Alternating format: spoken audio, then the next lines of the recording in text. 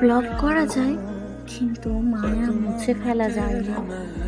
চাইলে number block করা যায়, সোশ্যাল মিডিয়া থেকে আনফ্রেন্ড করা যায়, এমনকি চোখের সামনে থেকেও হারিয়ে ফেলা যায়। কিন্তু মনের ভেতরে যে মায়ার গভীর বন্ধন, সেটা কি এত সহজে ছেঁড়া যায়?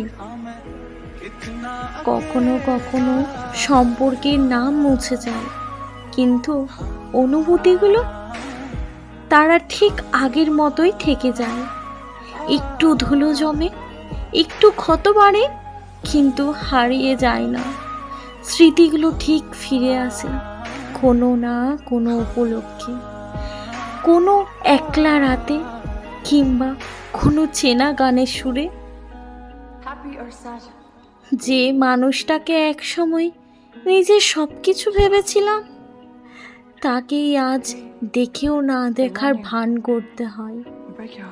অথচ হৃদয়ের গভীরে কোথাও এখনো জমে থাকে কিছু না বলা কথা, কিছু না ফেলা চোখের জল, কিছু অপরাধ বোধ, কিছু অভিমান।